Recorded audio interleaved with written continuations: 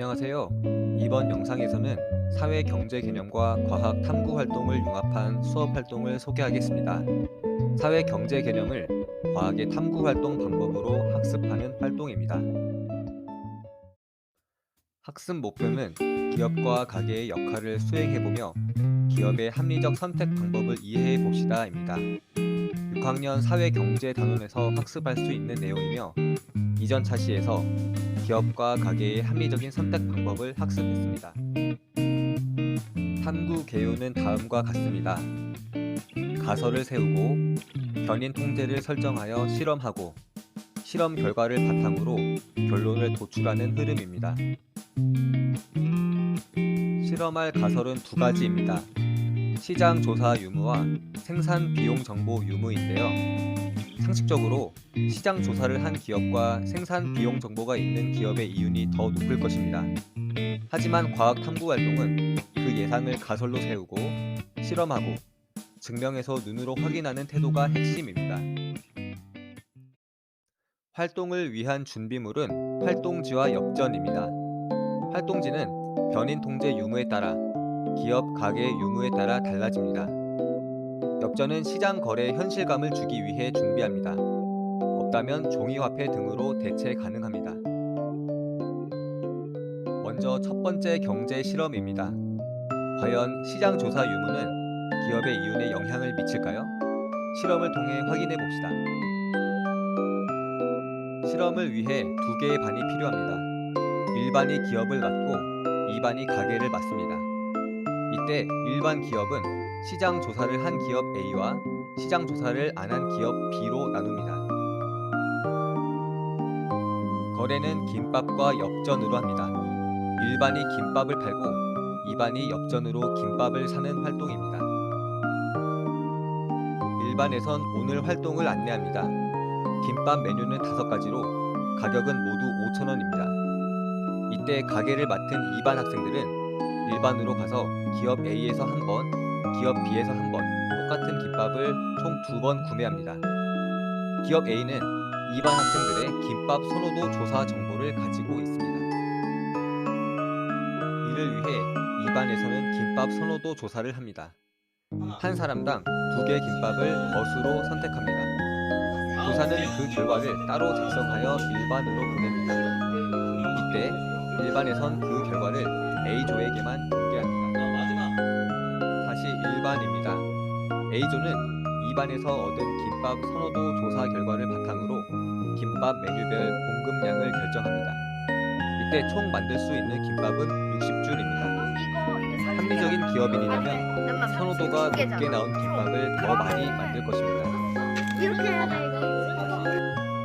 B조는 선호도 조사 결과 없이 김밥 메뉴별 공급량을 결정해야 합니다. 많이 만든 김밥이 알고 보니 선호도가 낮은 김밥일 수 있습니다. 그러면 판매 이윤은 감소할 것입니다. 이렇게 1반에서 김밥 판매 공급량을 결정하는 동안 2반에서는 엽전을 수령합니다. A조에서 2줄, B조에서 2줄, 총 4줄을 구매해야 하기 때문에 엽전은 4개를 수령합니다. 이제 2반에서 1반으로 이동하여 김밥을 구매합니다. 거래할 때 주의할 점은 기업에서 준비한 김밥 물량이 다 떨어지면 추가 거래를 할 수 없다는 것입니다. 가령 기업 A에 가서 참치김밥이 떨어졌다고 기업 B에 가서 참치김밥을 추가로 구매할 수는 없습니다. 시장 조사에 따라 준비한 공급량이 다르기 때문에 김밥이 부족하다고 다른 거래를 하는 건 실험 결과를 왜곡할 수 있습니다. 거래가 끝나면 일반 교사가 구글 시트로 판매 이윤을 계산합니다. 실시간 동기화가 되는 구글 시트의 특성상 2반에서도 실험 결과를 실시간으로 확인할 수 있습니다. 실험 결과를 확인해 볼까요?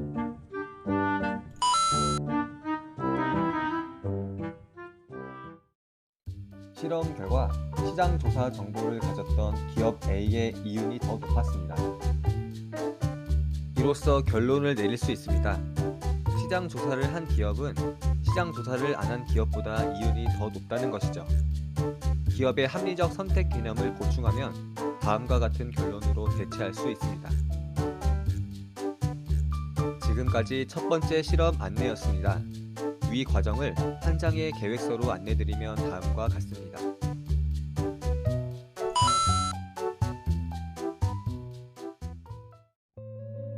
다음으로 두 번째 경제 실험입니다.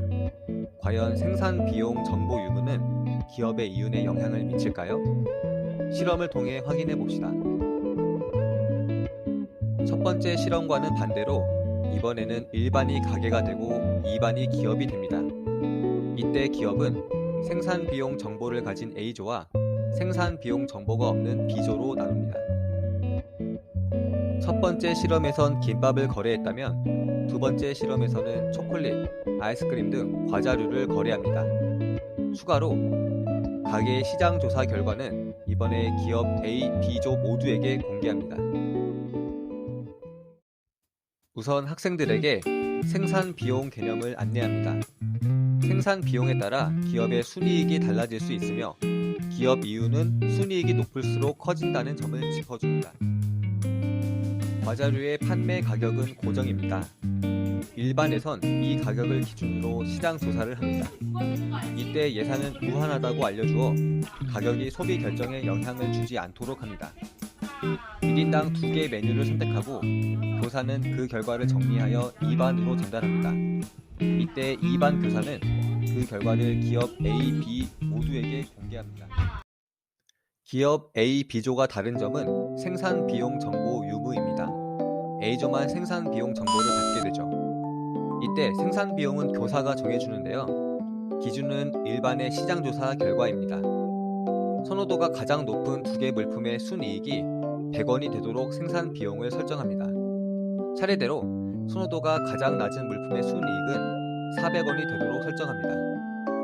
예를 들어 소비자 선호가 위 순서대로 사탕, 젤리, 음료수, 초콜릿, 아이스크림이었다면 생산 비용은 400원, 400원, 800원, 700원, 1100원으로 설정하는 거죠. 순이익은 선호도가 가장 낮은 아이스크림이 가장 크도록 설정하는 게 목적입니다. 이렇게 생산 비용을 설정하는 이유는 생산 비용에 따른 판매 이윤 차등이 확실히 드러나도록 하기 위함입니다. 이번 판매 공급량은 30개입니다. 기업 A조는 순수익이 높은 물품을 우선적으로 공급할 것입니다. 기업 B조는 첫 번째 실험 결과를 바탕으로 소비자 선호가 높은 물품을 우선적으로 공급할 것입니다. 이렇게 2반에서 판매 공급량을 결정하는 동안 1반에선 필요한 만큼 엽전을 수령합니다. 이때 엽전 한 개는 500원이며 학생들은 기업 A조와 B조에서 똑같이 구매할 수 있는 만큼의 엽전을 수령합니다. 준비가 되면 거래를 시작합니다. 거래할 때 주의할 점은 기업에서 준비한 물량이 다 떨어지면 추가로 거래할 수 없다는 점입니다. 생산 비용 정보에 따라 준비한 공급량이 다르기 때문에 판매 물품이 부족하다고 다른 거래를 하는 건 실험 결과를 왜곡할 수 있습니다. 거래가 끝나면 2반 교사가 구글 시트로 판매 이윤을 계산합니다. 실시간 동기화가 되는 구글 시트의 특성상 1반에서도 실험 결과를 실시간으로 확인할 수 있습니다. 실험 결과를 확인해 볼까요?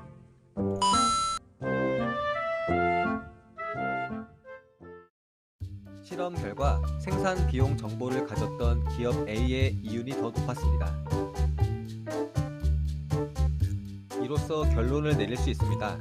생산 비용 정보가 있는 기업은 생산 비용 정보가 없는 기업보다 이윤이 더 높다는 것이죠. 어찌 보면 당연한 결과이지만 경제 개념을 탐구 활동으로 증명했다는 점에 의의를 둡니다. 기업의 합리적 선택 개념을 보충하면 다음과 같은 결론으로 대체할 수 있습니다. 지금까지 두 번째 실험 안내였습니다. 위 과정을 한 장의 계획서로 안내드리면 다음과 같습니다.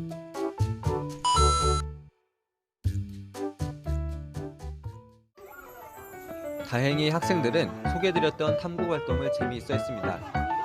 기업의 합리적인 선택 방법의 개념을 직접 몸으로 체득했기에 더 오래 학생들에게 남을 것입니다. 지금까지 사회경제 개념과 과학 탐구 활동을 융합한 수업 활동 소개 영상이었습니다.